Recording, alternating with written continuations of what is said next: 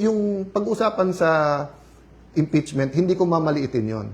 Pero kung ano man ang pag-uusapan natin sa corruption compared sa impeachment, it is at the very least as important. But in terms of volume of the money lost, napakalayo.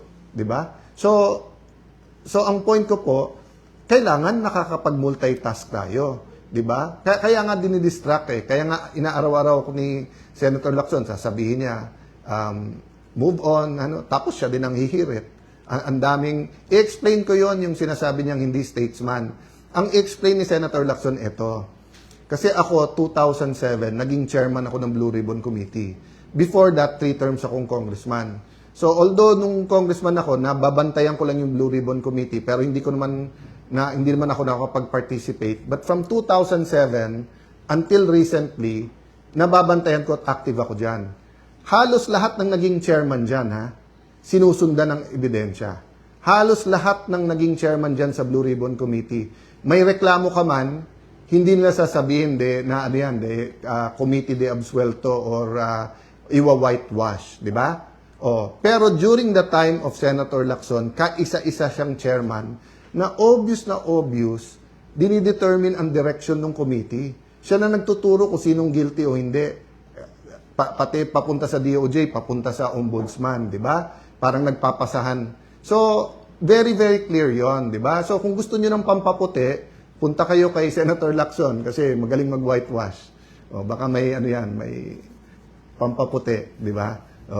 So, yun ang kino-compare niya ako sa lahat ng naging Senate President. Sige, compare din kita. Di ba? Kay Senator Gordon, ang comment lang naman doon dati mag-chance din magsalita yung iba. Once, si Senator Trillanes parang sinasabi. Pero Senator Gordon was always open. Anyone can ask questions. Pag sinabi mo, invite to, i-invite.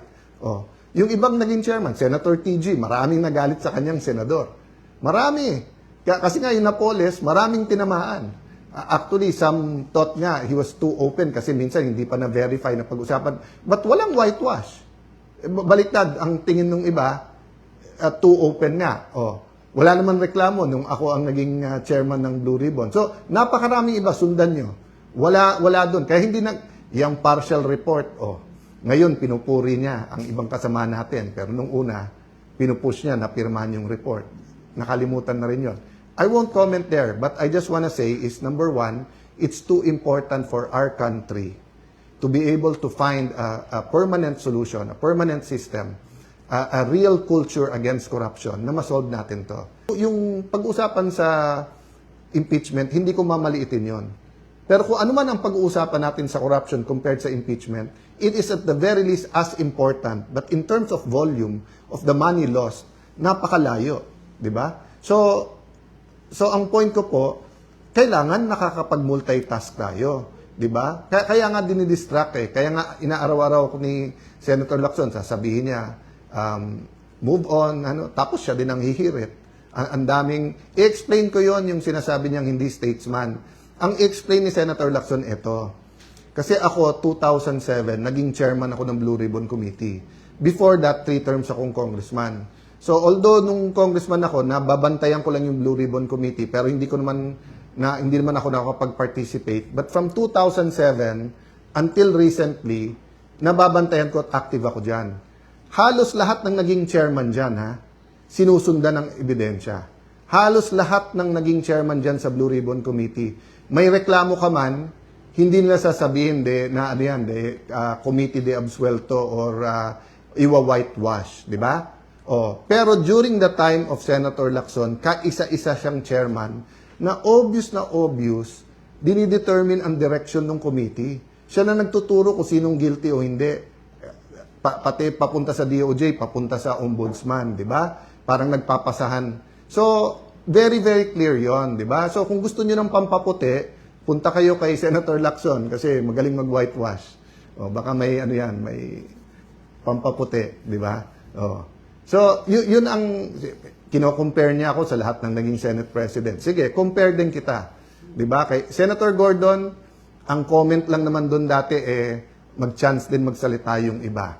Once, si Senator Trillanes parang sinasabi. Pero Senator Gordon was always open. Anyone can ask questions. Pag sinabi mo, invite to, i-invite.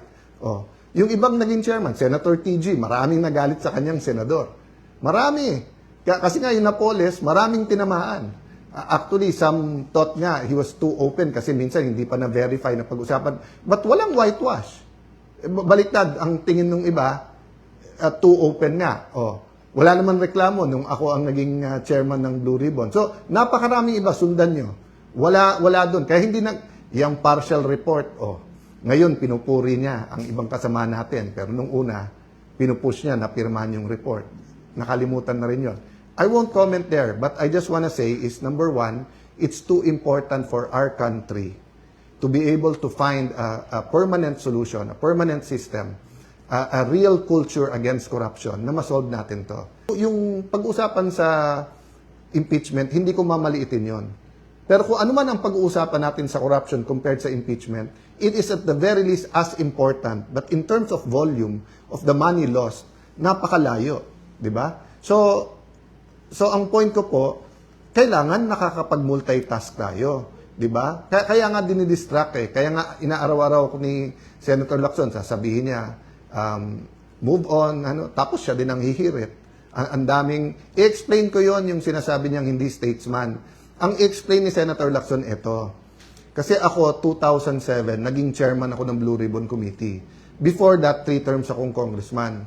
So, although nung congressman ako, nababantayan ko lang yung Blue Ribbon Committee, pero hindi naman ako nakakapag-participate. But from 2007 until recently, nababantayan ko at active ako dyan. Halos lahat ng naging chairman dyan, sinusundan ng ebidensya.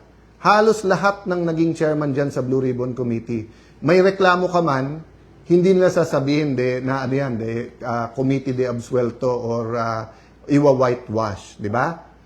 Pero during the time of Senator Lacson, kaisa-isa siyang chairman na obvious, dinidetermine ang direction ng committee. Siya na nagtuturo kung sinong guilty o hindi. Pati papunta sa DOJ, papunta sa ombudsman, di ba? Parang nagpapasahan. So, very, very clear yon, di ba? So, kung gusto niyo ng pampaputi, punta kayo kay Senator Lacson kasi magaling mag-whitewash. Baka may may pampaputi, di ba? So, yun ang kino-compare niya ako sa lahat ng naging Senate President. Sige, compare din kita. Di ba? Kay Senator Gordon, ang comment lang naman doon dati mag-chance din magsalita yung iba. Once, si Senator Trillanes parang sinasabi. Pero Senator Gordon was always open. Anyone can ask questions. Pag sinabi mo, invite to, i-invite. Yung ibang naging chairman, Senator TG, maraming nagalit sa kanyang senador. Marami. Kasi nga yung Napoles, maraming tinamaan. Actually, some thought nga he was too open kasi minsan hindi pa na-verify na pag-usapan. But walang whitewash. Baliktad, ang tingin ng iba, too open nga. Wala naman reklamo nung ako ang naging chairman ng Blue Ribbon. So, napakaraming iba, sundan nyo. Wala doon. Kaya hindi yung partial report, ngayon pinupuri niya ang ibang kasama natin. Pero nung una, pinupush niya na pirmahan yung report. Nakalimutan na rin yun. I won't comment there, but I just want to say is, number one, it's too important for our country to be able to find a permanent solution, a permanent system, a real culture against corruption na masolve natin to.